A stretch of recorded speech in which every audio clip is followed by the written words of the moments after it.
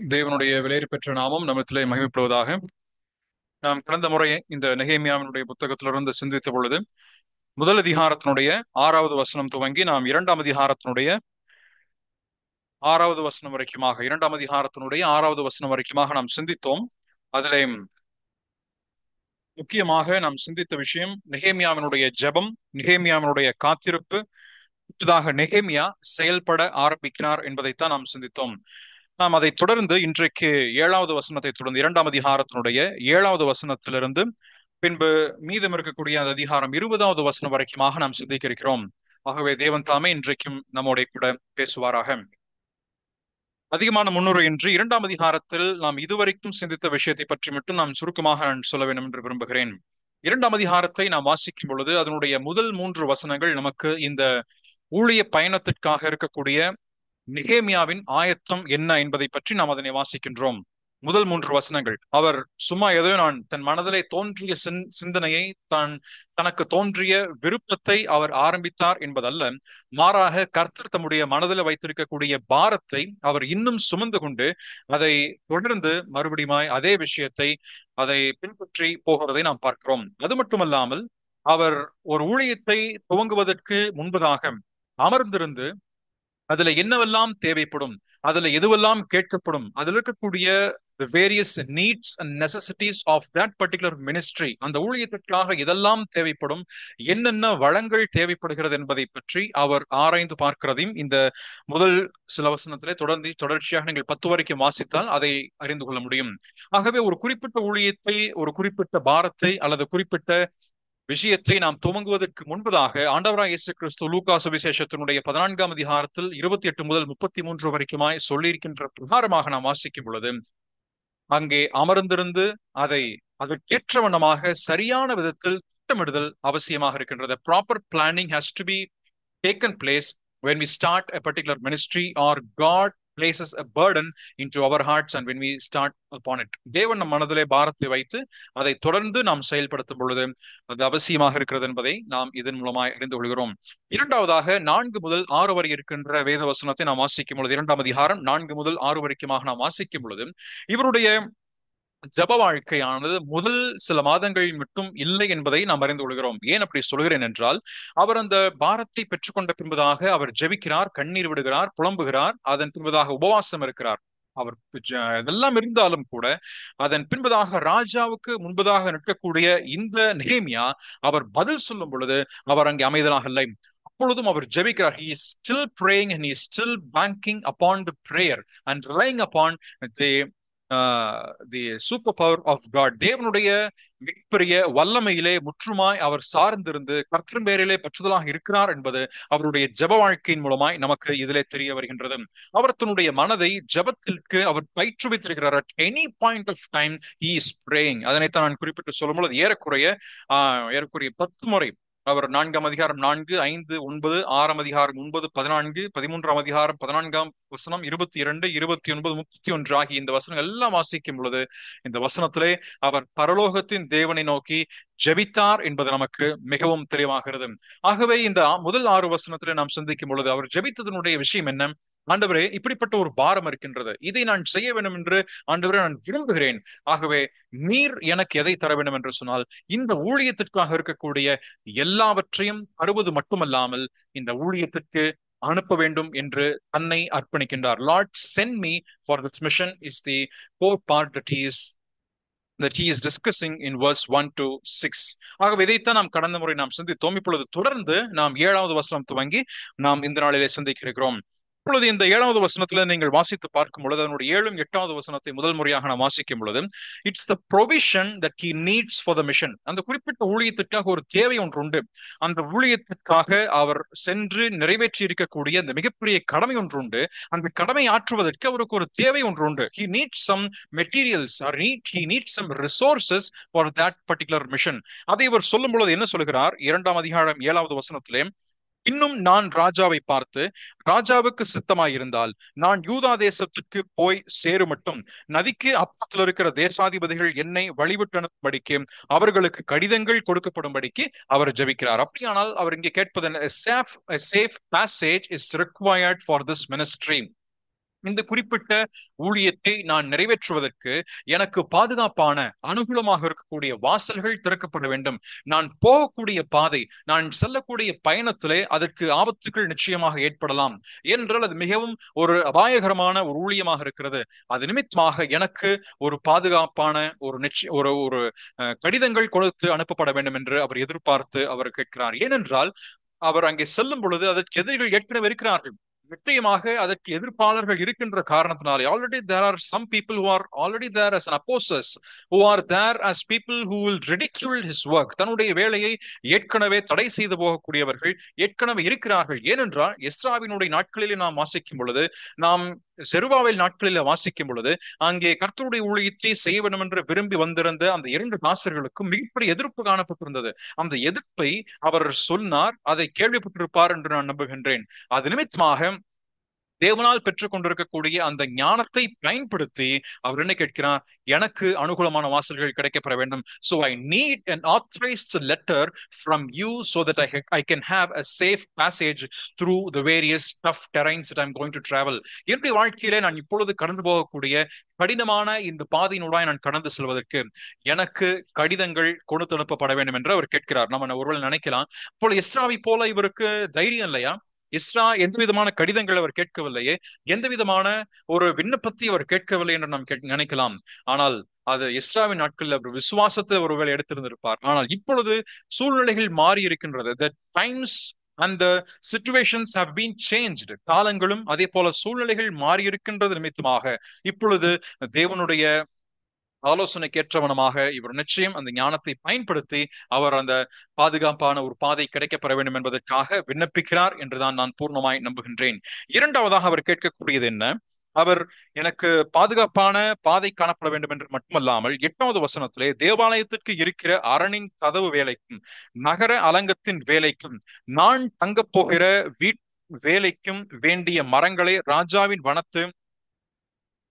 ராஜாவினுடைய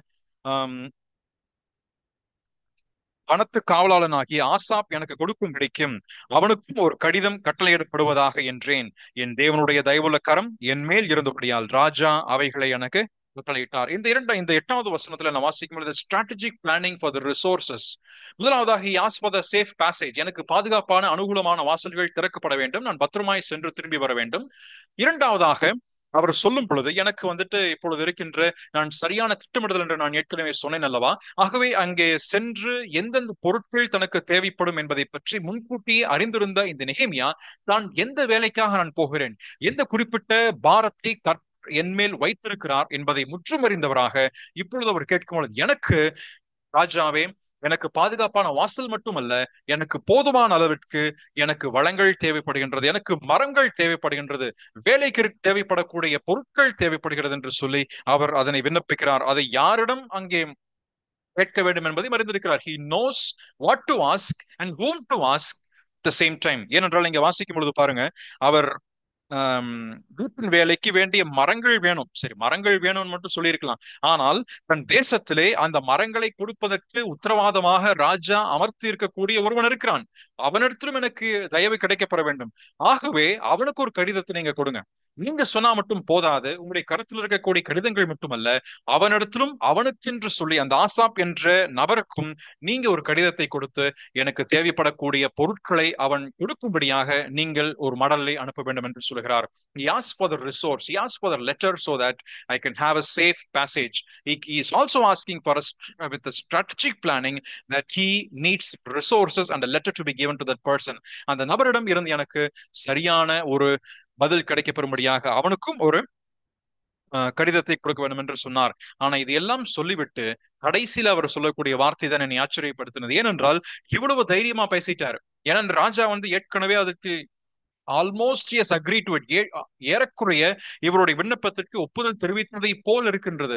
ஆனால் இருந்த போதும் கூட கடைசியாக அவர் சொல்லக்கூடிய வார்த்தை ஆச்சரியப்படுத்தினது. ஏனென்றால் இதெல்லாம் சொல்லிவிட்டு என் தேவனுடைய தயவுள்ள கரம் என் மேல் இருந்தபடினால் ராஜா அவைகளை எனக்கு கட்டளையிட்டார். இங்க நான் வாசிக்கிற விஷயம் என்ன?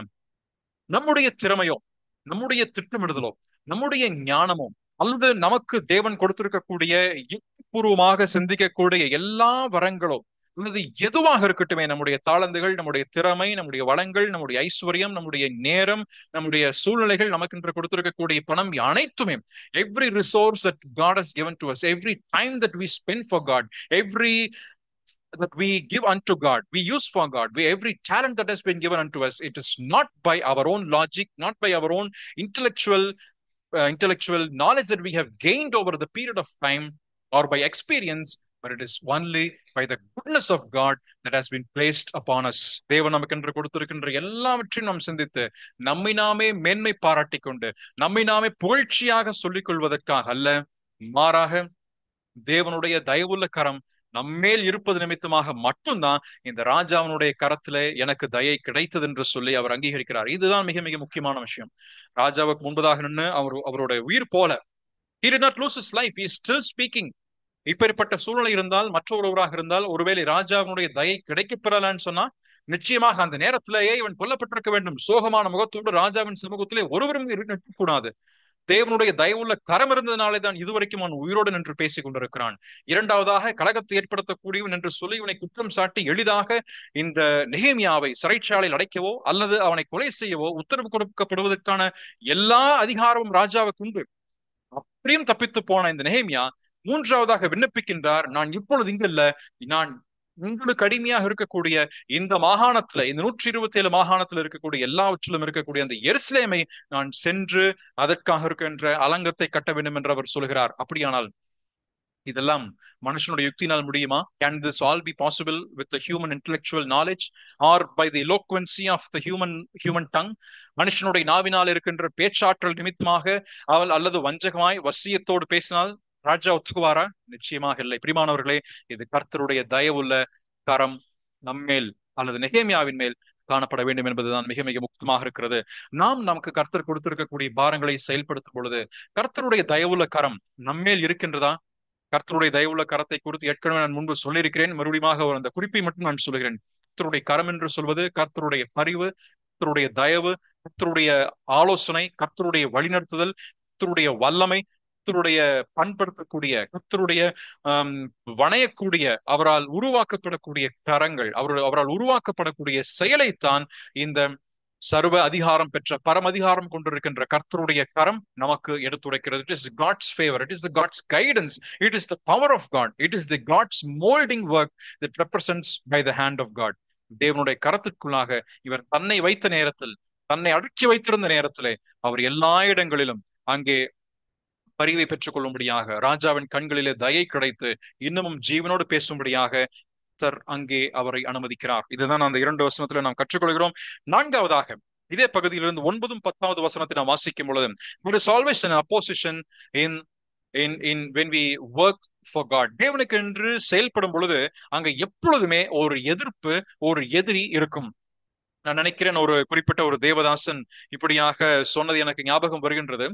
நீங்க ஒரு இடத்துல ஊழியம் செய்கிறீர்கள், you are ministering in a particular place, and if you don't have an opposition in that particular place, then question whether you are in the will of God.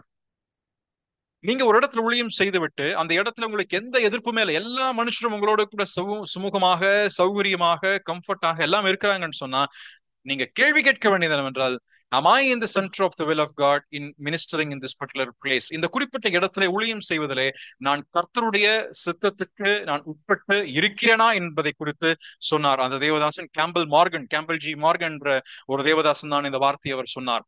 அப்படியானால் இந்த இடத்தை பார்க்கும் பொழுது நெகேமியா இந்த ஊழியத்திற்கென்று அவர் செல்லும் பொழுது 9 10வது வசனத்தை நீங்கள் வாசித்தால், அப்படியே நான் நதிக்கு அப்புறத்துல இருக்கிற தேசாதிபதிகளிடத்திற்கு வந்து ராஜாவின் கடிதங்களை அவர்களுக்கு கொடுத்தேன். ராஜா என்னுடைய கூட ராணுவ சேர்வைக்காரரையும் குதிரை வீரரையும் அனுப்பியிருந்தார். இதை ஓரோனியனான சன்பல்லாத்தும் அம்மோனியனாகிய தொபையா என்னும் ஊழியக்காரனும் கேட்டபோது இஸ்ரவேல் புத்திரரின் நன்மையை விசாரிக்க ஒருவன் வந்தான் என்பது அவர்களுக்கு மிகவும் விசனமாயிருந்தது. என்ன வாசிக்கிறோம்? இந்த ராஜாவினுடைய கட்டளை பெற்றுதான் வந்திருக்கிறார். He has received the letters from the king and has come to this place. ராஜாவின் ஒப்புதல் இருக்கிறது, ராஜாவினுடைய கடிதம் இருக்கின்றது, ராஜாவினுடைய அதிகாரத்திற்குட்பட்ட ஒருவராகத்தான் இவர் வந்திருக்கிறார். இருந்த போதும் இதை கேள்விப்பட்ட 3 பேர் அங்க இருக்கிறார்கள். 2 பேர் இங்க சொல்லப்படுகிறது. மற்றும் ஒருவனை பற்றி 19வது வசனத்தில் நாம் வாசிக்கிறோம். அரபியனாகிய கேஷேமும் இதை கேள்விப்படுகிறார்கள். இந்த 3 பேரும் இதை கேள்விப்பட்ட பொழுது அவர்களுக்கு அது மிகவும் விசனமாக இருக்கின்றது. It is it is important that we need to know that an enemy is always watching over God's children. தேவனுடைய பிள்ளைகள் மேல் தேவன் கண் பார்வை வைத்து பார்க்கிறார் என்பது மட்டுமல்லாமல், நம்மை சத்துருவாக இருக்கக்கூடிய சாத்தான், நம்முடைய தேவ ஜனத்தினுடைய பொதுவாகிய சத்துருவாக இருக்கக்கூடிய சாத்தானும் கண்களை திறந்து விழிப்போடு நம்மை கவனித்துக் கொண்டிருக்கிறான் என்பது மிக மிக முக்கியமாக இருக்கிறது. இதெல்லாம் தேவ சித்தத்தின்படிதான் செல்கிறார். ஆனாலும் இது அங்கே எதிர்பார்த்தவர்கள் அங்கே செயல்படுகிறார்கள். இந்த சத்துருக்களை பற்றி நான் ஒரு முன்னுரை மட்டும் நான் சொல்ல வேண்டும் என்று விரும்புகிறேன். என்னவென்றால், இங்கே ஓரோனின் ஆகிய சன்பல்லாத், இந்த ஓரோனின் என்ற சன்பல்லாத் யார்? இந்த சன்பல்லாத் என்பவன் அவனுடைய பெயரை குறித்து நாம் வாசிக்கும் பொழுது, he is a person who has the Babylonian name. பாபிலோனிய பெயரை கொண்டவன் தான் இந்த சன்பல்லாத் என்பவன். அவனுடைய பெயரினுடைய அர்த்தம் sin has given life, அல்லது a moon god has given life. பாவம் எனக்கு ஜீவனை கொடுத்தது, அல்லது நிலவின் கடவுள் அவர்தான் எனக்கு ஜீவனை கொடுத்தார் என்ற அர்த்தத்தை உடையதாக இவனுடைய பெயர் இருக்கிறது. ஆனால் இவன் பயன்படுத்தக்கூடிய இவன் இருந்த இடம் என்னவென்றால், எருசலேமினுடைய வடபகுதியிலே ஒரு கவர்னராக, அல்லது he was a governor of Samaria and to the north of Jerusalem. எருசலேமுடைய வடபகுதியில் இருந்த சமாரியாவிலே ஒரு கவர்னராக அந்த பொறுப்பேற்று அவன் இருந்த ஒருவன் என்று சொல்லி இங்கே குறிப்பிட்டு அவனை குறித்த சரித்திரத்திலே நாம் வாசிக்கின்றோம். அவன் பயன்படுத்தின யுக்திகள் என்ன? What are the different strategies that he has brought before the children of God? தேவனுடைய பிள்ளைகளுக்கு முன்பதாக அவன் பயன்படுத்தின யுக்திகள் என்ன என்று நாம் வாசிக்கும் பொழுது 2ஆம் அதிகாரம் 10வது வசனத்திலே அவனுக்கு விசனம் ஏற்படுகிறது. He had a displeasure when he heard that someone has come in inquiry of the children of God and their well-being. அவனுக்கு விசனம் ஏற்பட்டது. இரண்டாவதாக நீங்க வாசிக்கும் பொழுது 19வது வசனத்திலே பரியாசம் பண்ணி நிந்திக்கிறார்கள். They are ridiculing. இதை நீங்க நெகேமியா 4ஆம் அதிகாரம் 1 முதல் 3 வரைக்குமாக நீங்கள் வாசிக்கும் பொழுது கட்டுகின்றவர்களை குறித்து அவர்கள் கேலி செய்கிறார்கள். அது மட்டுமல்ல, 4ஆம் அதிகாரம் 7 முதல் 8 வரைக்குமாக நீங்கள் வாசிக்கும் பொழுது, நெகேமியா chapter 4 and verse 7 and 8, அதுல நீங்கள் வாசிக்கும் பொழுது அந்த பகுதியிலும் கூட they were conspiring with others to attack Jerusalem. எருசலேமிற்கு மேலாக அவர்கள் அதுக்குள்ளாக அதனை தாக்கும்படியாக பிறரோடு சேர்ந்து கொண்டு சூழ்ச்சியை உருவாக்குகிறார்கள் என்பதை நாம் வாசிக்கின்றோம். நெகேமியா 6ஆம் அதிகாரம் 1 முதல் 9 வரைக்குமாக நீங்கள் வாசிக்கும் பொழுது, நெகேமியாவை ஒரு குறிப்பிட்ட சூழ்ச்சிக்குள்ளாக வைப்பதற்காக அவனை ஒரு தந்திரமான ஒரு யோசனை பண்ணி ஒரு கூட்டத்திற்கு அழைக்கிறார்கள். To lure Nehemiah so that they can have a meeting under a disguise. ஒரு குறிப்பிட்ட வஞ்சனையை அவர்கள் பயன்படுத்தி நெகேமியாவை அவர்கள் ரகசியமான ஒரு கூட்டத்திற்கு அழைக்கிறார்கள். நெகேமியா 6ஆம் அதிகாரம் 5 7வது வசனத்தை வாசிக்கும் பொழுது, they are also spreading false accusations about Nehemiah to intimidate him. அவனை பயமுறுத்தும்படியாக, அவனை அச்சுறுத்தும்படியாக நெகேமியாவுக்கு எதிரான ஒரு பொய்யான குற்றச்சாட்டுகளையும் அவர்கள் பயன்படுத்துகிறார்கள் என்பதை இங்கே நாம் வாசிக்கிறோம். அப்படியான இந்த சன்பல்லாத் என்று சொல்லக்கூடியவனுக்கு அவனுடைய தந்திர யுக்திகள் என்ன? தேவனுடைய ஜனத்திற்கு முதலாவது விசனம், பின்பதாக அவனுக்கு மன விருப்பமே இல்லை, பின்பதாக கேலி செய்கிறான், அடுத்த தந்திரமாக அவனுக்கு எதிராக சூழ்ச்சி செய்வது, அவன் எப்படியாவது அவனை விழத்தள்ள வேண்டும் என்று சொல்லி விரும்பக்கூடிய ஒருவனாக இருக்கிறான். இதான் அவன் பண்ணக்கூடிய சூழ்ச்சி. இரண்டாவதாக நாம் வாசிக்கின்ற தொபியா என்று சொல்லக்கூடிய மனுஷன். Tobiah he has a Jewish name. யூதனுடைய பெயரை பெற்றவன் தான் இந்த தொபியா என்று சொல்லக்கூடியவன். அவனுக்கு யா இஸ் குட், யெகோவா நல்லவர் என்றுதான் நம்முடைய பெயராக இங்கு சொல்லப்படுகிறார். He is a person who ruled the Ammonites to the east. அம்மோனியர்களை கிழக்கிலிருந்து அவன் ஆட்சி செய்த ஒருவனாக அவனை சொல்லப்படுகின்றது. ஒருவேளை இவனை பற்றி சொல்லப்படும் பொழுது எருசலேமிற்கும் அல்லது எருசலேமில் இருக்கக்கூடிய சில யூதருக்கும் இவன் உறவின் முறையானாக காணப்படலாம் என்று சொல்கிறார்கள். ஏனென்றால் காலப்போக்கிலே யூதர்கள் அங்கிருந்த அம்மோனியர்களோட கூட அவர்கள் சம்பந்தம் கலந்திருந்த காரணத்தினாலே அவர்கள் வம்சாவளியில வந்த ஒருவனாக இந்த தொபியா இருந்திருக்கலாம் என்றும் இவனை பற்றி சொல்லப்படுகிறது. நெகேமியா 4ஆம் அதிகாரத்தினுடைய 3வது வசனத்தை நீங்கள் வாசிக்கும் பொழுது, நெகேமியா chapter 4 and verse 3ல அவர்கள் கட்டினாலும் என்ன, ஒரு நரி ஏறி போனாலும் என்ன என்று சொல்லி அவன் தொபியா சொல்கிறான். நரி ஏறி போனாலும் கூட அவர்கள் கல் மதில் இடிந்து போகும். He is intimidating them so that the builders can be discouraged. கட்டுகிறவர்கள் அவர்கள் மனம் சோர்ந்து போகும்படியாக மற்றவரோடு கூட சேர்ந்து கொண்டு இவன் என்ன செய்கிறான்? இவன் இப்பொழுது இந்த ஜனத்திற்கு எதிராக அவன் செயல்படுகிறான். அது மட்டுமல்ல, நெகேமியா அவனுடைய 6ஆம் அதிகாரம் 17 முதல் 19 வரைக்குமாக வாசிக்கும் பொழுது, நெகேமியா chapter 6 verse 17 to 19 அதுல வாசிக்கும் பொழுது அவர்கள் தொபியா எனக்கு பயமுண்டாக கடிதங்களை அனுப்புவான். he will send letters so that I may be intimidated. நான் பயமுறுத்தப்படும்படியாக, அச்சுறுத்தப்படும்படியாக தொபியா எனக்கு கடிதங்களை அனுப்புவான். அவன் கடிதங்களை அனுப்புவான். இதை என்ன பண்றது? இந்த நாட்களில பார்க்கும்போது இதெல்லாம் நடக்கிறத நம்ம பார்க்கிறோம். ஒரு ஒரு ஊழியனுக்கு எதிராக இன்னொரு ஊழியன் கடிதம் அனுப்புவது, ஒருத்தருக்கு எதிராக இன்னொருத்தர் செயல்படுவது, ஒரு சகோதரனுக்கு எதிராக இன்னொரு சகோதரன் செயல்படுவது, இதெல்லாம் நம்ம இந்த நாட்களிலும் வாசிக்கிறோம், கேள்விப்படுகிறோம் அல்லவா? அங்கே உண்மையான ஒரு விஷயம் இல்லாவிட்டாலும் நடைபெறக்கூடிய நன்மையை தடுத்து போட வேண்டும். ஐ need to stop something happen. நன்மை போடப்பட வேண்டும், அவருடைய ஊழியமான நிறுத்தப்பட வேண்டும், அவருடைய ஜனங்கள் மனமடிவாக வேண்டும் என்று சொல்லி இவன் அயராது உழைக்கக்கூடிய ஒருவனாக இருக்கிறான். நெகேமியா 13ஆம் அதிகாரம் 4 முதல் 9வது வசனம். நெகேமியா சாப்டர் 13 verse 4 to 9 வாசிக்கும் பொழுது, he managed to secure a room inside the temple.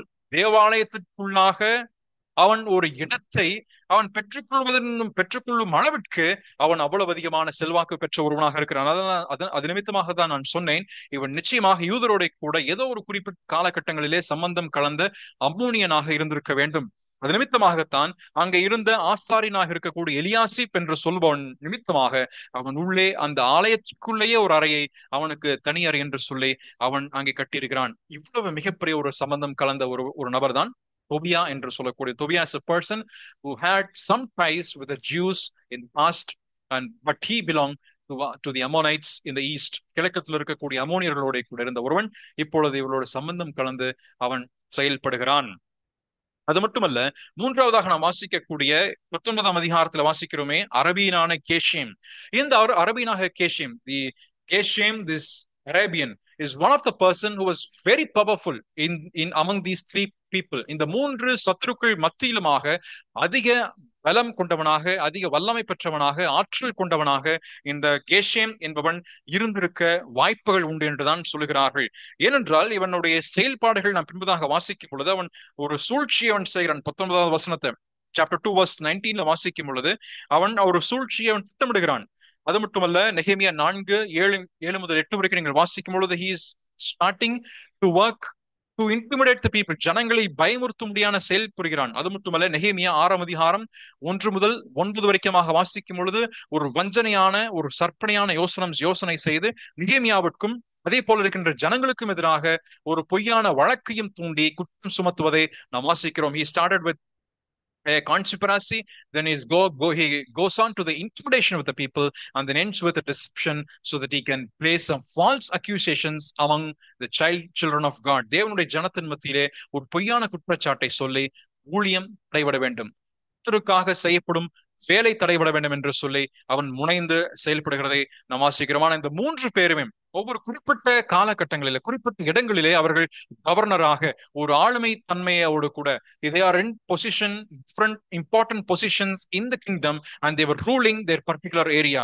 இந்த கேஷேம் அரபியா இருக்கக்கூடிய இடத்தையும் இந்த அம்மோனியர்கள் வாழக்கூடிய பகுதியை அவன் தொபியா என்பவனும், அதே போல சன்பலாத் என்பவன் இருக்கக்கூடிய சமாரியாவுடைய பகுதிக்கு கவர்னராக இருந்து செயல்படுகிறார். இப்பொழுது புரியுதுங்களா ஏன் இந்த நெகேமியா கடிதங்களை பெற்றுக்கொண்டு செல்கிறார்? இந்த 4 மாத காலமாக அவர் இதெல்லாம் நிச்சயமாக யோசித்து செயல்பட்டு இதற்கெல்லாம் என்னவெல்லாம் தேவைப்படும், what are the different resources that I may require to fulfill the will of God and the work of God, அதற்காக இதெல்லாம் தேவைப்படும் என்று சொல்லி ஒவ்வொன்றாக ஆராய்ச்சி செய்து பார்த்திருப்பார் என்றுதான் நான் நிச்சயம் நம்புகிறேன். அதனாலதான் அவர் கடிதத்தை பெற்றுக்கொண்டு செல்லுகிறார். ஆனால் நெகேமியாவுக்கு என்ன 10வது வசனத்துடைய கடைசியில மிக விசனமா இருந்தது. ஆனால் 11வது வசனத்துல இதெல்லாம் இருந்த போதும் கூட நான் எருசலேமுக்கு வந்தேன்.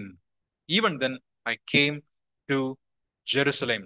வந்தேன். இப்ப இன்னைக்கு என்ன சொல்றாரு இங்க நெகேமியா? Give me for the mission. இந்த ஊழியத்திற்கு ஆண்டவரே எனக்கு அனுகூலமான வாசல் கிடைக்க பெற வேண்டும். Give provisions for this mission. நான் இந்த ஊழியத்தை நிறைவேற்ற வேண்டும். நீங்க நான் சென்றே ஆகணும். I need to go at any point of time, at any risk.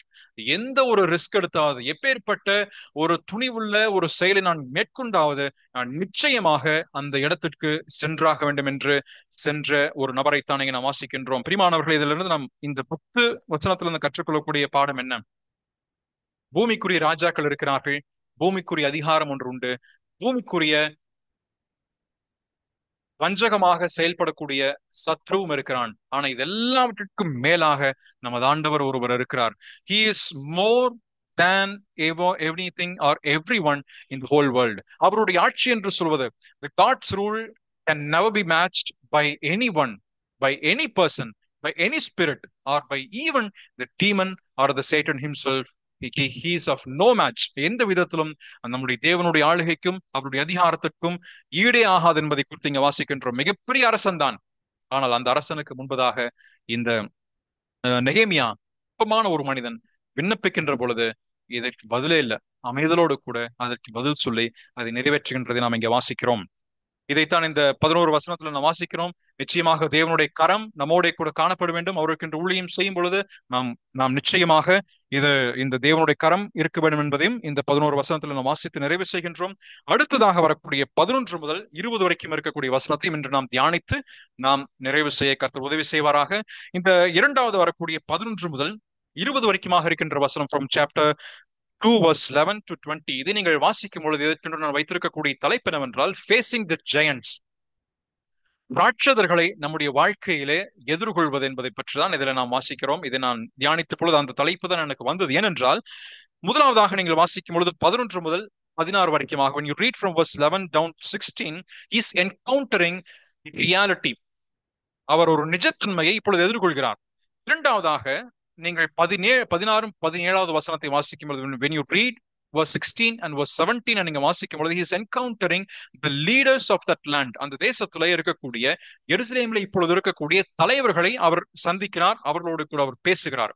மூன்றாவதாக is encountering with the opposition.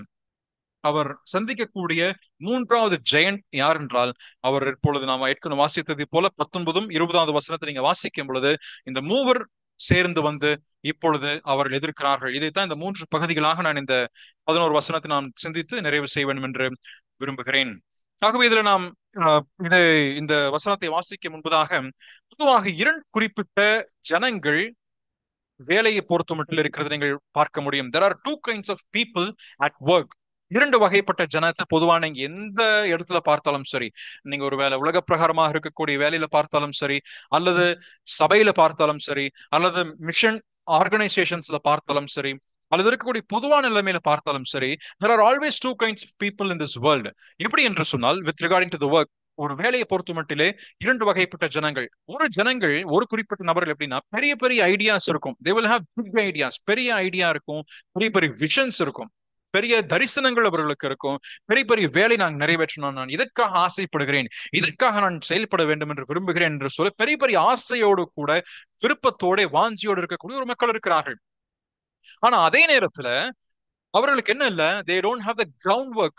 அவங்களுக்கு என்ன இல்ல, they don't involve in the ground reality of the work. அந்த குறிப்பிட்ட வேலையினுடைய கீழே இறங்கி அவங்க வேலை செய்ய மாட்டாங்க. they are just the managers ன்னு சொல்லலாம். அவங்களை வந்து they just manage things. இதை பண்ணியாச்சா, எழுதியாச்சா, இதை பண்ணியாச்சா, முடிஞ்சது, அவ்வளவுதான். for them it is over. we need to do something. அதை எழுதினா மட்டும் முடிஞ்சு போச்சு, then they won't do anything. They don't involve in the ground reality. They don't face the ground reality of how it is and who it is and what can be done in the ground reality. அதுல இணைந்து செயல்பட மாட்டார்கள். ஆனால் இரண்டாவது வகைப்பட்ட ஒரு ஜனங்கள் ஒருத்தர் இருக்கிறார்கள். அவர்கள் என்ன எப்படின்னா, they will work hard. அவங்க கடினமாய் உழைப்பார்கள். கடினமாக தங்களுடைய பிரயாசத்தையும் தங்களுடைய நேரத்தையும் தங்களுடைய வளங்களையும் அவர்கள் கொடுத்து செயல்படுவார்கள். ஆனா என்ன பிரச்சனைனா, இவங்களுக்கு விஷன் இருக்காது. they will not have any vision. அவங்க சும்மா நுகத்தை தன் மீது வைத்த ஒரு கழுதையோ ஒரு எருதையோ அல்லது இருக்கக்கூடிய ஒரு மிருகத்தை போலதான் அவர்கள் செயல்பட்டு கொண்டே இருப்பார்கள். they just run tiringly. they will run and run. ஓடிட்டே இருப்பாங்க. but they will not have any vision. they will not have any goal on what to achieve. எதை சாதிக்க வேண்டும், எதை நிறைவேற்ற வேண்டும் என்பதை குறித்திருக்கக்கூடிய லக்கு அவர்களுக்கு தெரியாது. அவர்களுக்கு தேவை என்ன, எதை யாரோ சொல்லுவாங்க நம்ம செய்யணும், யாரோ சொல்லுவாங்க நம்ம செய்யணும், இதுதான் இருக்கும். ஆனால் நெகேமியாவுடைய வாழ்க்கையில நீங்கள் இந்த 11வது வசனம் துவங்கி நீங்க 20வது வசனத்தை நீங்க வாசிக்கும் பொழுது, there is a combination of these 2 things. He had some vision. He was visionary in mind. தன்னுடைய மனதிலே தேவன் வைத்திருக்கக்கூடிய பாரத்தை, தன் மனதிலே தேவன் வைத்திருக்கக்கூடிய தரிசனத்தை அதை நிறைவேற்ற வேண்டும் என்று துடிக்கிறார்.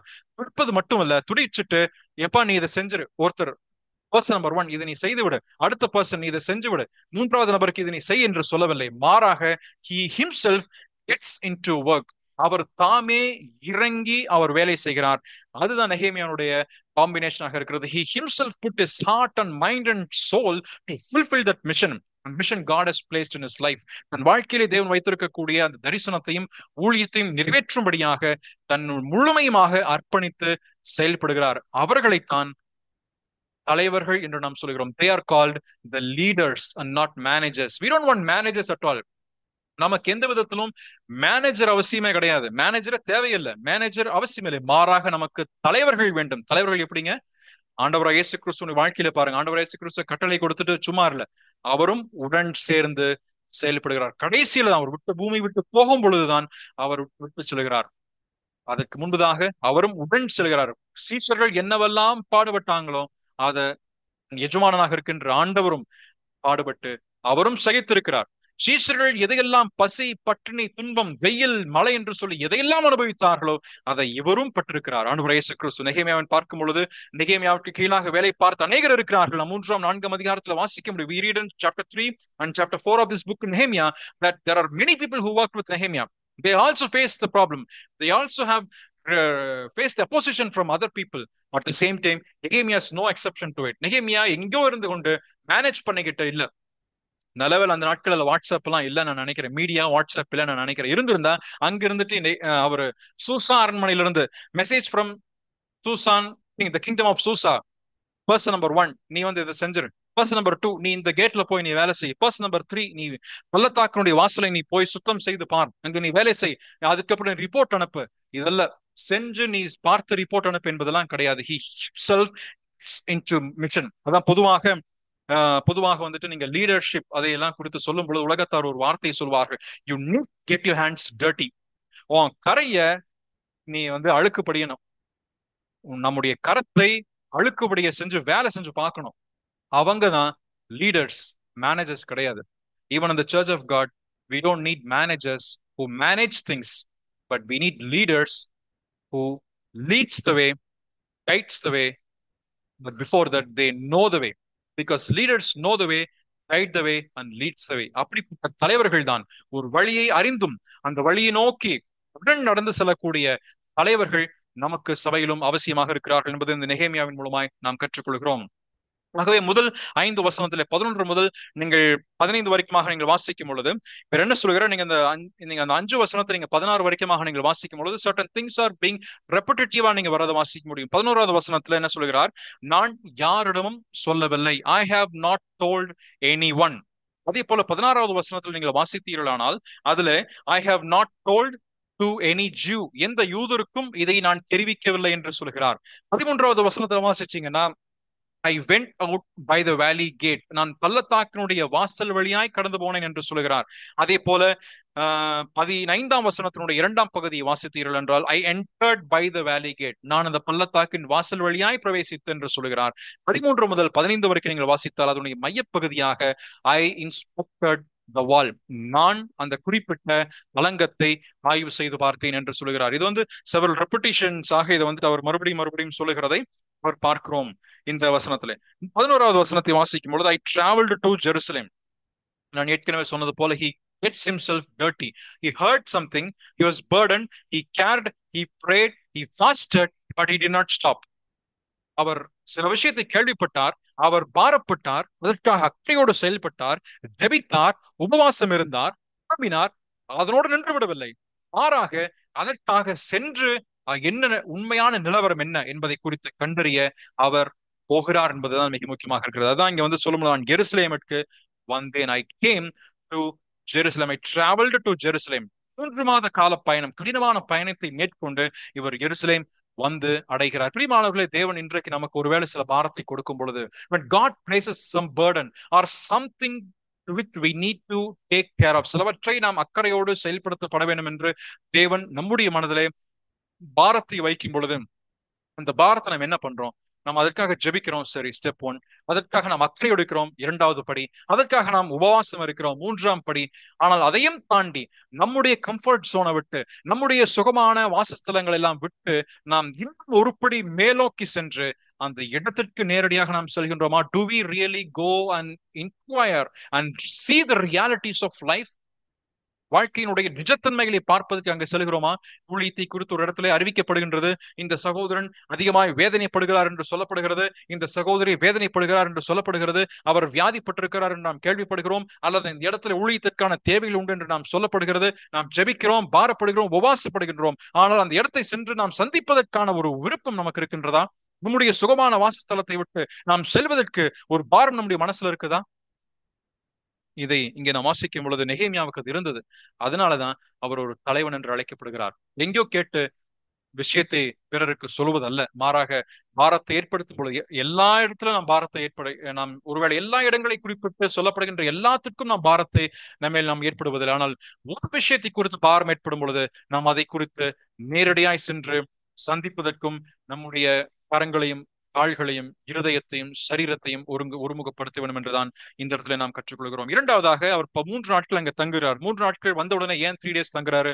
Probably he may be resting. அவர் அங்கே தங்கியிருந்து அங்கே அவர் ஓய்வெடுக்கிறார், திட்டமிடுகிறார், ஜெபித்திருப்பார் என்றுதான் நான் நம்புகிறேன். அது மட்டுமல்ல, அவர் ஒவ்வொரு நாளும் ஒவ்வொரு படியும் நான் பொறுத்திருந்து கர்த்தருடைய ஆலோசனையை பெற்று, ஆண்டவரே நான் போகட்டுமா, இப்படி என்ன என்று சொல்லி செய்திருப்பார் என்றுதான் நான் நம்புகிறேன். அப்படிப்பட்ட ஒரு மனிதனாக இந்த குறிப்பிட்ட நெகேமியா இருந்திருக்க வேண்டும் என்று நான் நம்புகிறேன். இரண்டாவதாக 12, 15, 16 ஆகிய 3 வசனத்தை நீங்க வாசிக்கும் பொழுது அவர் வெளியே செல்கிறார்.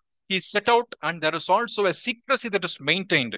அவர் என்ன சொல்கிறார்? நானும் சில மனுஷரும், 12வது வசனத்தில், நான் சில மனுஷரை கூட்டிக் கொண்டு ராத்திரியில எழுந்து நகர சோதனை செய்தேன், சில மனுஷரை நான் கூட்டிக் கொண்டு சென்றேன் என்று சொல்கிறார். அப்படியானால் he is not the only person who is involved in the ministry. He is also including few people in the ministry. தன்னுடைய ஊழியத்திலே கொடுத்திருக்கக்கூடிய பாரத்தை நிறைவேற்றும்படியாக அவர் செல்லும் பொழுது, அந்த நேரடியாக களத்திலே சென்று களப்பணியை அவர் செய்யும் பொழுது அவர் தானாக செல்லவில்லை. He also involves few others in the ministry. மற்றும் சிலரை அந்த ஊழியத்திலே இணைத்து அவர் செல்கிறதை நாம் இங்கே வாசிக்கிறோம். நான் நம்புகிறது என்னன்னா, யார்கிட்டயுமே சொல்லல, அதே போல யாருக்குமே தெரியாது என்று சொல்வதனால probably these people are some of the confidants in his ministry. அவருடைய ஊழியத்திலே ரகசியமாக அல்லது நம்பிக்கைக்குரிய நம்பகத்தன்மை உள்ள நபர்களாக இருந்திருக்க வேண்டும் என்றுதான் நம்புகிறேன். ஏனென்றால் இப்படிப்பட்ட ஆட்கள் மிக மிக முக்கியமானவர்கள். ஏனென்றால் இவ்வளவு மிக ஒரு ஒரு நுட்பமாக இருக்கின்ற ஒரு ஒரு சட்டிலான ஒரு ஒர்க்கை தான் இவர் செய்ய போறார். இது பெரிய அளவுல செய்தால் பாதிப்புகள் அதிகமாக வரும். அதை உணர்ந்தவராக நெகேமியா நம்பகத்தன்மை உள்ள ஒரு சிலரை தன்னோடு கூட சேர்த்து கொண்டு அவர் இங்க ஊழியத்திலே அவர் செல்கிறார். செல்லும் பொழுது இரவு நேரத்துல செல்கிறார். ஏன் இரவு நேரத்துல போகணும்? why he needs to travel by night and not by daytime? டே டைம்ல போனா நிச்சயம் எல்லாரும் பாத்துருவாங்க. ஏன்னா இவர் சாதாரண நாட்களில் நெகேமியா அரசாங்கத்தினுடைய அதிகாரம் பெற்று அரசாங்கத்தின் உத்தரவை பெற்ற பொழுது வந்திருக்கிறார். அப்படி வரும் பொழுது நிச்சயமாக ஜனங்களுக்கு ஒரு சந்தேகம் ஏற்படும். நிச்சயமாக ஜனங்கள் இதனை பார்த்து கேள்வி எழுப்புவார்கள். அது எல்லாம் தவிர்ப்பதற்காக இரவு நேரத்தில் அவர் செல்கிறார். யாரை நம்புவதென்று நிச்சயமாக தெரிந்திருக்காது. he may not be knowing whom to trust and whom to tell what. யாரிடம் எதை சொல்ல வேண்டும் என்று தெரியாத காரணத்தினாலே அவர் அந்த ரகசியத்தை அவர் வைத்திருக்கலாம் என்று நம்புகிறேன். ஆனா இப்பொழுது there is all a complete change over in his ministry. தன்னுடைய ஊழியத்துல இதுவரைக்குமாக பானபாத்திரக்காரன், ஆனா இப்பொழுது வந்து நேரடியாக பார்க்கும் பொழுது he had to be an architectural design. he had to be architectural designer-ஆக கட்டுமான பணியை செய்யக்கூடிய ஒருவனாக அவன் இருந்திருக்க வேண்டும். ஏனென்றால் இப்பொழுது அவருடைய வாழ்க்கையே ஒரு டேர்னிங் பாயிண்டாக நடக்குது. Completely upside down. ஒரு சிலருடைய வாழ்க்கை நாம் கேள்விப்படும் பொழுது பார்த்தீங்கன்னா, இதுவரைக்குமாக முழுவதுமாக அவர் இப்படி இந்த அளவுக்கு ஒரு ஊழியத்துல இணைவாரா செயல்படுவார் என்று நாம கற்பனை கூட பண்ணி பார்த்திருக்க மாட்டோம். we may not even be thinking in our wildest dream that he would be involving in ministry. ஆனா திடீரென்று அவர் கர்த்தரால் பாரப்பட்ட பின்பதாக, கர்த்தருடைய ஆவியானவர் அவருக்குள்ளாக செயல்பட்ட பின்பதாக, அந்த ஆவியானவர் அடிப்படையாக வைத்து அவர் செயல்படும் பொழுது நமக்கே தோன்றும், இப்படி ஒரு மாற்றம் வருமா? Can some change be happen in that particular person's life? அதுதான் இங்க நடக்குது. ஏன்னா இது வரைக்கும் கப்பேரர் பாத்திரத்தை, மென்மையான பாத்திரத்தை தூக்கிட்டு சுமந்து கொண்டிருந்த மனுஷன் இப்பொழுது என்ன பண்ணணும்? சட்டியையும் செங்கலையும் பிடிச்சு மண்வெட்டி எடுத்து வேலை செய்ய வேண்டிய ஒரு நபராக இருக்கிறார். He needs to be a person in an architectural design. இதை எப்படி கட்டணும், இது எதற்கு பொருட்கள் தேவைப்படுகிறது, இப்படி சிந்திக்கக்கூடிய ஒருவராக இப்பொழுது மாறி போகிறார். இனிமானவர்களே, கர்த்தருடைய ஊழியம், கர்த்தருடைய அழைப்பு என்பது அதுதான். It is the calling of God. You may be completely transformed from one part to another part. ஒரு மீனவன் இப்பொழுது யாராக மாறுகிறான்? மனுஷரை பிடிக்கிறவனாக மாறுகிறான். ஒரு வரி வசூலிப்பவன் இப்பொழுது ஜனங்களை மாற்றக்கூடிய, ஜனங்களுடைய வாழ்க்கையை மாற்றக்கூடிய ஒருவராக மாறுகிறான். சாதாரணமான ஒரு மென்மையாக இருக்கக்கூடிய ஒரு சாதாரண ஒரு அற்பமாக எண்ணப்படக்கூடிய ஒரு நபர் இன்றைக்கு அவர் கர்த்தருடைய ஊழியனாக அவர் மாற்றம் பெறுகிறார். இதுதான் கர்த்தருடைய அழைப்பாக இருக்கிறது. இந்த கர்த்தருடைய அழைப்பு என்ற ஒரு இருக்கும் பட்சத்திலே நீங்கள் ஏற்கனவே செய்து கொண்டிருக்கக்கூடிய அந்த வேலையிலே உங்களுக்கு தயவு கிடைக்கப்பெறும். இரண்டாவதாக கர்த்தருடைய அழைப்பு உங்களுக்கு இருக்கும் பட்சத்தில், if you have the calling of God for the ministry of God, then for sure that God's goodness of hand or God's good hand will be upon you. உங்கள் மேல நிச்சயமாக தேவனுடைய தயவுள்ள கரம் இருக்கும். அப்பொழுது உங்களோடு கூட சேர்ந்து செயல்படக்கூடிய ஆட்கள் எழுப்பப்படுவார்கள், சேர்ந்து செயல்படுவீர்கள். அது மட்டுமல்ல, நீங்க செய்யும் பொழுது, வேலை செய்யும் பொழுது அங்கே ஆசீர்வாதம் வரும். நீங்க செய்யும் பொழுது அங்கே ஆட்கள் சேருவார்கள். அங்கே நீங்கள் ஊழியம் செய்யும் பொழுது நிச்சயமாக ஜனங்கள் வருவார்கள். நீங்கள் ஊழியம் செய்யும் பொழுது, நீங்கள் சென்று ஜனங்களை சந்திக்கும் பொழுது அங்கே ஜனங்கள் ஆசீர்வதிக்கப்படுவார்கள், ஜனங்கள் துணப்படுவார்கள். அதுல சந்தேகம் இல்லை. அப்படி இல்லை என்று சொன்னால், if it is not happening, we need to question our calling for this particular ministry.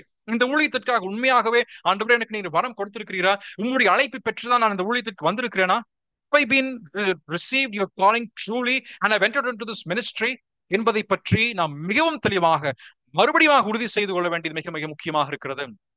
நம்முடைய அழைப்பு என்ன என்பதை பற்றி மிக முக்கியம். அதான் இங்க நெகேமியாவின் வாழ்க்கையிலே மிக தெளிவாக இருக்கிறது. அவர் இரவிலே சென்று பயணம் செய்தால் அவருடைய வாழ்க்கை முற்றுமாக ஒரு சேஞ்ச் ஓவராக இருக்கிறது. டு an architectural designer, கட்டுமான தொழிலை செய்யக்கூடிய ஒருவராக இருக்கிறார். திருமானவர்களை, இதுதான் ஆண்டவருடைய ஊழியத்துல செய்யக்கூடிய விஷயம். இன்ஸ்பெக்ட் பண்ணும்போது என்னெல்லாம் இன்ஸ்பெக்ட் பண்றாருன்னு பாருங்க, என்னது எதையெல்லாம் ஆய்வு செய்து பார்க்கிறார். he takes a careful look about the ruins. எந்த இடத்துல எல்லாம் இடிபாடுகள் இருக்கிறது, எதெல்லாம் அவருக்கு அங்கே வந்துட்டு எதெல்லாம் நான் செயல்படுத்தப்பட வேண்டும், எதெல்லாம் என்னுடைய கவனத்தை நான் செலுத்த வேண்டும், எதையெல்லாம் யார் எந்த வேலையை கொடுத்தா செய்வாங்க என்பது எல்லாவற்றையும் is making a careful inspection. அவர் தெளிவாக அவர் செலுத்துகிறார். இதுதான் இங்க வந்துட்டு நடக்கக்கூடிய முதல் அந்த 5 வசனத்துல நடக்கக்கூடியது. இதெல்லாம் பார்க்கும் பொழுது அவர் கேர்ஃபுல் இன்ஸ்பெக்ஷன் இருக்கிறது. அவருடைய அழைப்பு மிக முக்கியமாக இருக்கிறது. அந்த அழைப்பிலே அவருடைய கூட ஆட்கள் சேர்ந்து கொள்கிறார்கள். அது மட்டுமல்ல, அவர் இன்ஸ்பெக்ட் பண்ணி என்ன செய்ய முடியும் என்ற ஒரு சொல்யூஷனையும் கொண்டு வரக்கூடிய ஒருவராக அவர் இருக்கிறார். இரண்டாவதாக இஸ் என்கவுண்டரிங் த லீடர்ஸ். தலைவர்களை அவர் 16, 17 வசனத்தில் நீங்க வாசிக்கும் பொழுது தலைவர்களை சந்திக்கிறார். தலைவர்களையும் அவர்கள் பார்த்து பிஆர்இன் அங்க சொல்லப்படும் பொழுது தலைவர்களை பார்த்து 16 வசனத்துடைய கடைசியிலே, பெரியவர்கள் அதிகாரிகளுக்காக வேலை செய்கிற மற்றவர்களுக்காக ஒன்றும் நான் அறிவிக்கவில்லை. 17, 18 நான் அவர்களை நோக்கி, எருசலேம் பாழாயிருக்கிறதையும் அதன் வாசல்கள் அக்கனியால் சுற்றரிக்கப்பட்டு கிடக்கிறதையும் நாம் இருக்கிற சிறுமையையும் பார்க்கிறீர்களே.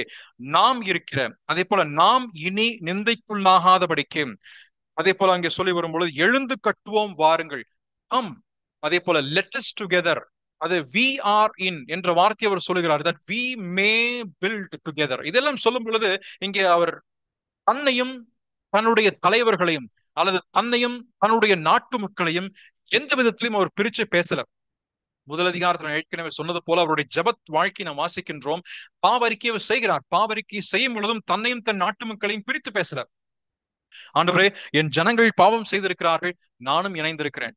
தோல்வியில எப்படியாக தன் ஜனத்தை அடையாளம் கண்டு கொண்டாரோ, அது போல வெற்றியிலும் அவர் எதை செய்ய வேண்டும் என்று விரும்புகிறாரோ அதிலும் நாம தான் செய்யணுங்க. we need to come together. நாம் ஒன்றாய் சேர்ந்து வந்து இந்த நாம் இருக்கக்கூடிய இவ்வளவு மிகப்பெரிய இடிபாடுகள், இவ்வளவு மிகப்பெரிய கஷ்டமான சூழ்நிலையை நாம் மாற்றி அமைப்பதற்கு ஒன்றாய் சேர்ந்து செயல்பட வேண்டும் என்ற ஒரு மனப்பான்மை அவசியமாக இருக்கிறது. அதைத்தான் நெகேமியா இங்கே செயல்படுகிறார். ஒருவர் நினைத்தால் பாரம் ஒருவருக்கு தான், ஆனால் இணைந்து செயல்படும் பொழுது அந்த பாரத்தையும் தாண்டி அந்த பாரத்தை தாங்கி நிற்கக்கூடிய ஒரு சிலரை கர்த்தர் இவர்கள் முன்பதாக, நெகேமியாவுக்கு முன்பதாக கொண்டு வருகிறார் என்றுதான் நான் நம்புகிறேன். அதைதான் இந்த அழைப்பு மிக முக்கியமானது என்று நான் சொன்னேன். if you have the ministry, if you have the calling of God, it is for sure God will raise people to aid you in your ministry. உங்களுடைய ஊழியத்திலே உதவிகரமாக நின்று தோள் கொடுப்பதற்கும், உங்களோடு கூட சேர்ந்து பணியாற்றுவதற்கும், உங்களோடு சேர்ந்து இரவும் பகலுமாக உழைப்பதற்கும் கர்த்தர் நிச்சயமாக நான் சொல்லுகிறேன், ஆட்களை எழுப்புவார். அதுல சந்தேகமே இல்லை. அதற்கு நெகேமியா மிகப்பெரிய ஒரு முன்மாதிரியாக விளங்குகிறார். அது சொல்லும்போது நாட் டிட்டாச்சிங். அது மட்டுமல்ல, இங்கே நான் ஒரு தலைவன் என்று நான் சொல்ல, he is also a leader. ஏன்னா விழுந்த போதும் அவர் என்ன சொல்லுகிறாரு, நாங்க தான் விழுந்தோம். எழுந்து நிற்கும் பொழுதும் எழும்பி கட்டுவோம் என்று சொல்கிறார். நாம தான் சேர்ந்து நினைக்க போறோம். அதே போல நம்ம வேலை செய்யும் போதும் ஒன்னா நம்ம வேலை செய்ய போறோம். So a leader will always have a thought. We fall as a team. When we work as a team, and we win as a team. நாம விழுந்தாலும் வாழ்ந்தாலும் விழுந்து போனாலும் சரி, அல்லது சரிந்து கிடந்தாலும் சரி, நாம் மடிந்து கிடந்தாலும் நாம் ஒன்றாய் நிற்போம் என்பதுதான் ஒரு தலைவனுக்குரிய அழகு. ஆனா மேனேஜர் அப்படி கிடையாது, தள்ளி விட்டு போயிடுவாங்க. அதாவது மேனேஜருக்கும் ஒரு லீடருக்கு இருக்கக்கூடிய ஒரு வித்தியாசம். அதனாலதான் நாம் மறுபடியும் சொல்கிறேன், நமக்கு தேவைப்படுவது மேனேஜர் அல்ல, நமக்கு தேவைப்படுவது தலைவர்கள். we need leaders to lead the church. we need the leaders to lead the congregation of God. அதனுடைய ப்ராப்ளம் ஐடென்டிபிகேஷன் பண்றார். ஃபர்ஸ்ட் நீங்க 16, 17, 18வது வசனத்தை பார்க்கும் பொழுது he identifies the real issue. உண்மையான பிரச்சனை என்ன? he identifies the trouble. he has seen the ruins that are in. ஏற்கனவே கேள்விப்பட்டதை கண்ணார கண்டு, ஜனம் இருக்கின்ற இடிபாடுகள், அவருடைய வாழ்வாதாரம், அவருடைய கேள்விக்குறியா இருக்கின்ற எல்லாவற்றையும் அதை பார்த்து he identifies it. இரண்டாவதாக he instigates the people towards togetherness. நாம் ஒன்னாய் சேர்ந்து செயல்படும் பொழுது வெற்றி கிடைக்கப்பெறும் என்பதை குறித்து அவர்களுக்கு தூண்டி பேசுகிறார், அவர்களை உற்சாகப்படுத்துகின்றார், அவர்களை எழுப்புகின்றார். மூன்றாவதாக improve the lives of people. ஜனத்தினுடைய வாழ்க்கையை இன்னும் மேம்படுத்துவதற்காக அவர் முனைந்து செயல்படுகிறார். நாம் இதே பகுதியில் நாம் தொடர்ந்து 19, 20வது வசனத்தை நாம் வாசிக்கும் பொழுது நாம் ஏற்கனவே சிந்தித்தது போல சாத்தான் எப்பொழுதுமே தன் ஜனத்திற்கு எதிராக செயல்படக்கூடியவன். அதற்கு யாரை பயன்படுத்தலாம் என்று அவன் நிச்சயமாக ஆட்களை பார்த்து கொண்டே இருக்கிறான். அதிலே மூன்றாவதாக வரக்கூடியவர்கள் இங்கே இருக்கிறார். 3 பேர் இருக்கிறார்கள். he encounters with the opposition. இதுல என்ன இங்கே சொல்லப்படும் பொழுது, பரியாசம் பண்ணி எங்களை நிந்தித்து, நீங்கள் செய்கிற இந்த காரியம் என்ன? நீங்கள் ராஜாவுக்கு விரோதமாக கலகம் பண்ண போகிறீர்களோ என்றான். ஒரு சந்தேகத்துக்கு இடமான ஒரு கேள்வி இங்க எழுப்பப்படுகிறது. நீங்க ராஜாவுக்கு எதிராக நீங்க செயல்பட்டு அவங்க செய்யக்கூடிய வேலையை he scorns them, he despises them. இது சத்ருவாக சாத்தான் செய்யக்கூடிய ஒரு வேலை. நாம் செயல்படும் பொழுது கூட நம்ம ஏதோ ஒரு வேலை செய்யறோம், இதுல எல்லாம் போய் ஏதாவது நம்ம இருக்குமா, இந்த வேலையெல்லாம் செஞ்சா ஏதாவது நமக்கு ஒரு பயன் கிடைக்க பெறுமா, ஏதாவது ஒரு நன்மை கிடைக்க பெறுமா, இது ஒரு நன்மை கிடைக்க பெறுமா என்று சொல்லக்கூடிய சிந்தனை தான் இங்கேயும் வருகிறது. That is the same thought. The Satan uses the other strategy that he will ridicule and despise the people of God. தேவனுடைய பிள்ளைகள் செய்யக்கூடிய ஊழியத்தை அவன் குறைத்து மதிப்பிட்டு பேசுவது, அல்லது அதனை ஏளனப்படுத்தி பேசுவது, கேலி செய்து பேசுவதாக இருக்கின்றது. அதைத்தான் he uses a different strategy and bringing in false accusation of rebellion against these men. இந்த ஜனங்கள் இப்பொழுது கலகக்காரராக போய்விடுகிறார்கள், இவர்களுக்கு எதிராக செயல்படுத்த வேண்டும் என்று சொல்லி அவன் செயல்படுகிறான். ஆனா இதற்கு எப்பொழுதுமே leader needs to be aware and needs to be vigilant for these kind of words. இப்படிப்பட்ட வார்த்தைகளுக்கு என்று அவன் ஒவ்வொரு முறையும் விழிப்போடு இருக்க வேண்டும். அது மட்டுமல்ல, 9வது 10வது வசனத்துல வாசிக்கும் பொழுது விசனமாய் இருந்ததுதான் கேள்விப்படுகிறான். 19வது வசனத்துல அவன் கேலி செய்கிறாங்க, கிண்டல் அடிச்சு பேசுறாங்க. அடுத்தது வரும்பொழுது strategy is different. இதுல சொல்ல விரும்புகிற விஷயம், leader is vigilant at the same time. He cannot rely upon the past victory anytime. ஒவ்வொரு முறையும் ஒவ்வொரு யுக்தியும் புதுசாதான் பிரச்சனைகள் வரும். கடந்த முறை வெற்றி பெற்று விட்டோம் என்பது நிமித்தமாக இம்முறையும் எனக்கு வெற்றி கிடைக்கப்பெறும், நாளையும் நான் வெற்றி பெறுவேன் என்பது அதற்கு கேரண்டி கிடையாது, அதற்கான உத்தரவாதம் இல்ல. இன்றைக்கு வரக்கூடிய பிரச்சனைக்கு இன்றைக்கு இருக்கக்கூடிய தீர்வு தான் வேண்டும். நாளைக்கு வரக்கூடிய பிரச்சனை வித்தியாசமானது, வேற விதத்துல வரும், வேற ஸ்ட்ராட்டஜியோட வரும், அதை வேறு விதமாகத்தான் நாம் சந்திக்க வேண்டும். இன்றைக்கு கேலியும் கிண்டல், நாளைக்கு வரும் பொழுது அது 4ஆம் அதிகாரத்துல வித்தியாசமாக மாறுகின்றது. 6ஆம் அதிகாரத்துல வித்தியாசமான பிரச்சனை. 13ஆம் அதிகாரம் வரும் பொழுது ஆலயத்துக்கு உள்ளாகவே ஒரு ரூம்குள்ள இருக்கிறான், ஒரு அறைக்குள்ளாக இருக்கிறான். அப்பொழுது பிரச்சனைகள் வித்தியாசமாக வந்து கொண்டே இருக்கும். தேவ ஜனங்கள் சந்திக்கக்கூடிய பிரச்சனைகள் வித்தியாசமாக இருக்கும். அதனாலதான் பொதுவாக சாத்தானுடைய தந்திரங்களை குறித்து பேசும் பொழுது he has a modus operandi என்று சொல்வார்கள். அதாவது பன்முகத்தோடு கூட பல வகைகளே செயல்படக்கூடியவன் தான் இந்த சத்ருவாகிய சாத்தான். அப்பேற்பட்ட தந்திர குணம் கொண்டிருக்கிற சாத்தான் ஒவ்வொரு முறையும் ஒரே யுக்தியை பயன்படுத்துவதில்லை. நம்மை வீழ் வேண்டும் என்று சொன்னால், if he wants to put us down, he will come with other different strategies. ஆனா 20வது வசனத்துல அழகான பதிலை சொல்லி நெகேமியா இங்கு நிறைவு செய்கிறார். என்ன சொல்கிறார்? நான் மறுமொழியாக, பரலோகத்தின் தேவனானவர் எங்களுக்கு காரியத்தை கைகூட பண்ணுவார், அவர்களை கூலிக்காரராகி நாங்கள் எழுந்து கட்டுவோம். உங்களுக்கோ வென்றால் எருசலேமிலே பங்கும் இல்ல, ஆத்தியமும் இல்ல, உங்கள் பேர் விளங்க ஒன்றுமில்லை என்று சொல்லி அவர்களுடைய சொன்னேன். சில நேரத்துல the leaders have to take a strong decision. சில நேரத்துல தலைவர்கள் மிக மிக உறுதியுள்ள தீர்மானம் எடுத்தியாக வேண்டும். They have to take a certain point of time.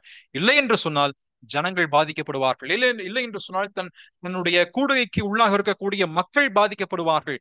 மெய்ப்பெண் சரியான விதத்திலே தீர்மானத்தை எடுக்க வேண்டிய தருணத்தில் தீர்மானத்தை எடுக்காவிட்டால், இல்லாவிட்டால், இப்பேற்பட்ட தந்திரமாக இருக்கக்கூடிய சாத்தானுடைய சதிகளோடு வரக்கூடிய மக்கள் எதிர்கொள்ளும் பொழுது தீர்மானத்தை எடுக்காதிருக்கும் பட்சத்திலே அவர்களுக்கு கீழாக இருக்கக்கூடிய மந்தை பாதிக்கப்படுவார்கள்.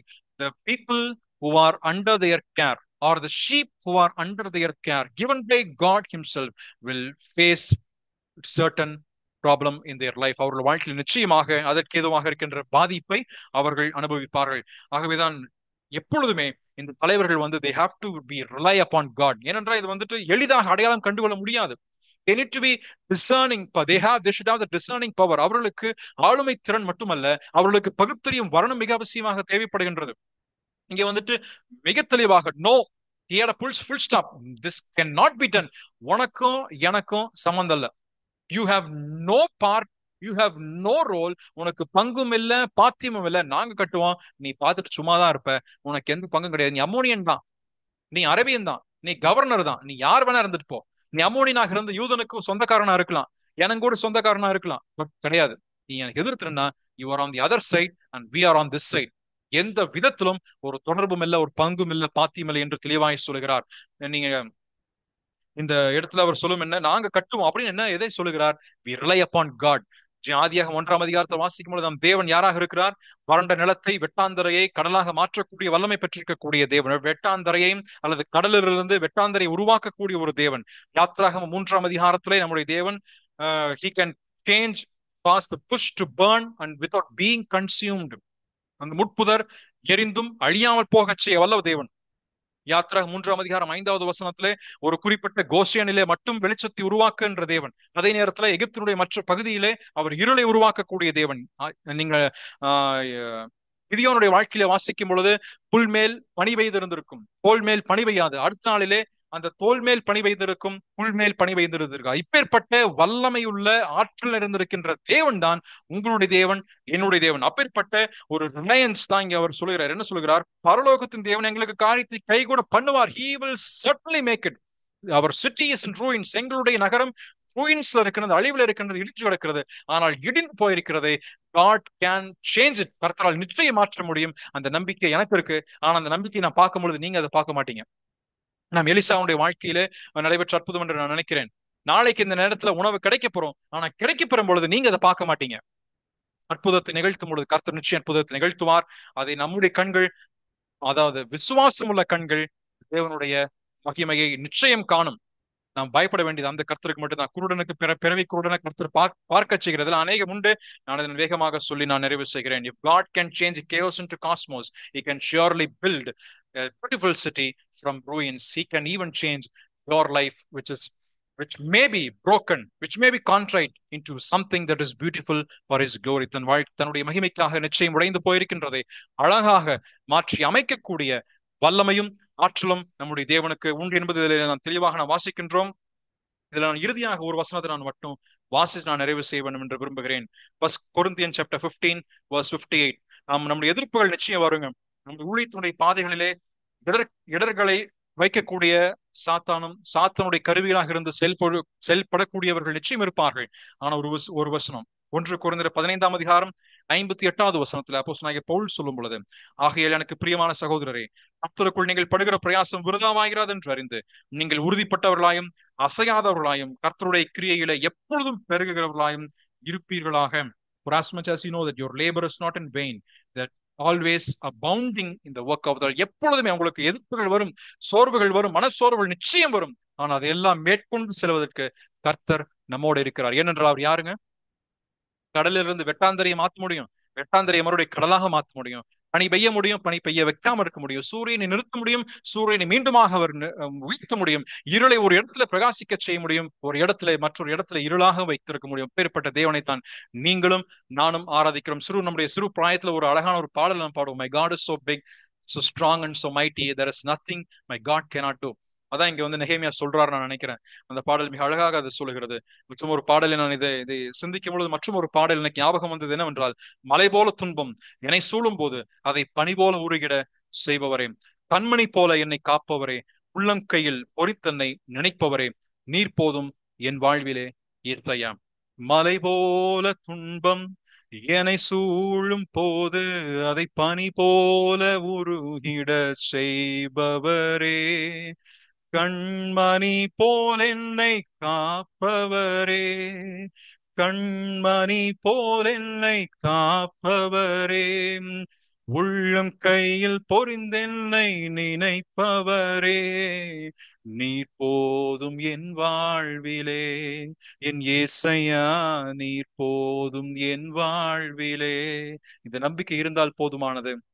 எப்பேற்பட்ட இடர்கள் இன்னல்கள் நம்முடைய வாழ்க்கையில வந்தாலும் கர்த்தரை பற்றி கொண்டு முன்னேறி செல்வதற்கு அவர் நமக்கு போதுமானவராக இருக்கிறார். ஆகவே இந்த 2ஆம் அதிகாரத்தை நாம் நிறைவு செய்திருக்கின்றோம். தொடர்ந்து கர்த்தர் அனுமதிக்கும் பட்சத்திலே நாம் இதை சிந்திக்க கர்த்தர் உதவி செய்வாராக.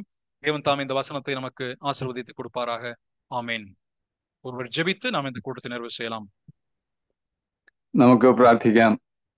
ഞങ്ങളെ വാത്സല്യമായി സ്നേഹിക്കുന്ന സ്വർഗീയ പിതാവാം ദൈവമേ, ഞങ്ങൾക്ക് ഓരോ ദിവസവും അവിടുന്ന് നല്ലവനായി പരിപാലകനായി ഞങ്ങളെ എപ്പോഴും കർത്താവിൽ കണ്ടുകൊണ്ട് സംരക്ഷിക്കുന്നവനായിരിക്കുന്നത് കൊണ്ട് നന്ദിയോടെ സ്തോത്രം ചെയ്യുന്നു. കർത്താവെ, ഇന്നും അവിടുത്തെ സന്നിധിയിൽ കടന്നു വരുവാൻ, അവിടുത്തെ വചനത്തിന്റെ മുമ്പിൽ ഇരിപ്പാൻ അവിടുന്ന് ഞങ്ങളെ സഹായിച്ചല്ലോ. പ്രിയമകനെ വചനത്തിൽ നിന്നും വിഭാഗിച്ചു തരുവാൻ വേണ്ടി ബലപ്പെടുത്തിയതിനായിട്ട് നന്ദിയോടെ സ്തോത്രം. ഞങ്ങൾ നെഹമ്യാവിന്റെ ജീവിതത്തിലുള്ള ചില കാര്യങ്ങൾ പഠിച്ചുകൊണ്ടിരിക്കുകയായിരുന്നല്ലോ. കർത്താവ് വെറും ഒരു പാനപാത്രവാഹകനായിട്ടിരുന്ന നെഹമ്യാവിന് ദേവാലയത്തെ കുറിച്ചുള്ള എരിവും അതിനെക്കുറിച്ച് പണിയപ്പെടേണ്ടതിന്റെ ആവശ്യകതയെക്കുറിച്ചൊക്കെയുമുള്ള ഒരു ബോധവും ഒക്കെ അവിടെ നൽകി. അനേക നാളുകൾ താൻ ദൈവസന്നിധിയിൽ ആ കാര്യത്തിന് വേണ്ടി പ്രാർത്ഥിച്ചുകൊണ്ടിരുന്നു. തുടർന്ന് രാജാവിന്റെ മനസ്സിലും ഒരു അനുകൂല വിചാരങ്ങൾ ഉണ്ടാകുവാനും അവന് അങ്ങനെ അവന്റെ ഉദ്യമത്തിലേക്ക് പ്രവേശിപ്പാനൊക്കെയും സഹായിച്ചു. കർത്താവ് കാര്യങ്ങളൊക്കെ ഞങ്ങൾ ഇങ്ങ് ഓർത്തുകൊണ്ടിരിക്കുകയായിരുന്നു.